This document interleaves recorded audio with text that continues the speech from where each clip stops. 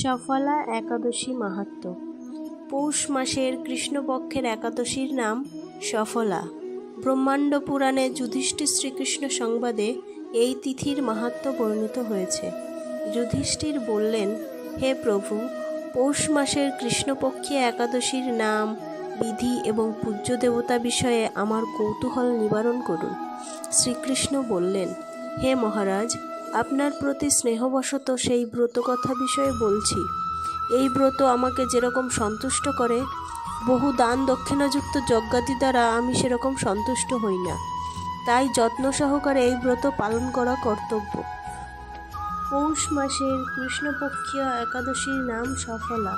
নাগদের মধ্যে যেমন শেষ নাগ, পক্ষীদের মধ্যে গরু, মানুষের মধ্যে ব্রাহ্মণ, দেবতাদের মধ্যে নারায়ণ সর্বশ্রেষ্ঠ, তেমনি সকল ব্রতের মধ্যে একাদশী ব্রতই সর্বশ্রেষ্ঠ। হে মহারাজ, যারা এই ব্রত পালন করেন তারা আমার অত্যন্ত প্রিয়। তাদের এ জগতে ধনলাভ ও পরজগতে মুক্তি লাভ হয়। হাজার হাজার বছর তপস্যায় যে ফল লাভ হয় না, একমাত্র সফলা একাদশীতে রাত্রি জাগরণের ফলে তা অনায়াসে প্রাপ্ত হওয়া যায়। মাহিষ্মত নামে এক রাজা প্রসিদ্ধ চম্পাবতী নগরে বাস করতেন। রাজার 4 জন পুত্র ছিল, কিন্তু তার জ্যেষ্ঠ পুত্র লুম্ভক সর্বদা পরস্ত্রীগমন, মদ্যপান প্রভৃতি অসৎ কার্যে রত ছিল। সে সর্বক্ষণ ব্রাহ্মণ, বৈষ্ণব ও দেবতাদের নিন্দা করত। পুত্রের এই আচরণে ক্ষুব্ধ হয়ে রাজা তাকে রাজ্য থেকে বের করে দিলেন।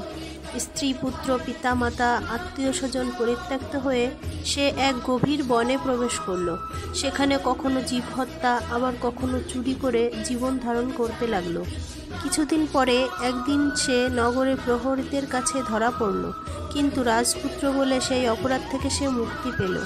পুনরায় সে বনে গিয়ে জীব হত্যা ও ফলমূল আহার করে দিন যাপন করতে লাগল। ওই বনে বহু বছরের পুরনো একটি বিশাল অশ্বত্থ বৃক্ষ ছিল। সেখানে ভগবান শ্রী বাসুদেব বিরাজমান বলে বৃক্ষটি দেবত্ব প্রাপ্ত হয়েছে। সেই বৃক্ষতলে পাপ বুদ্ধি লুম্ভক বাস করত। বহুদিন পর তার পূর্বজন্মের কোন পুণ্য ফলে সে পৌষ মাসের দশমীর দিনে কেবল ফল আহারে দিন অতিবাহিত করল, কিন্তু রাত্রিতে অসহ্য শীতের প্রকোপে সে মৃতপ্রায় হয়ে রাত্রি যাপন করল। পরদিন সূর্যোদয় হলেও সে অচেতন হয়েই পড়ে রইল। দুপুরের দিকে তার চেতনা ফিরল। ক্ষুধা নিবারণের জন্য সে অতি কষ্টে কিছু ফল সংগ্রহ করল। এরপর সেই বৃক্ষতলে এসে পুনরায় বিশ্রাম করতে থাকল। রাত্রিতে খাদ্যাভাবে সে ক্রমশ দুর্বল হয়ে পড়ল।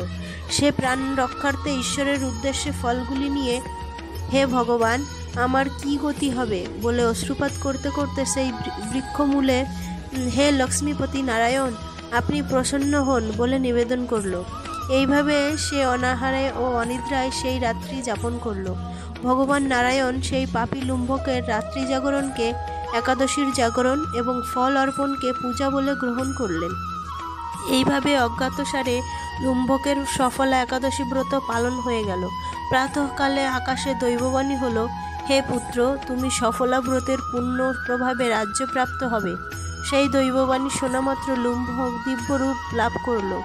তার পাপ বুদ্ধি দূর হলো। সে পুনরায় নিষ্কণ্টক রাজ্য লাভ করল।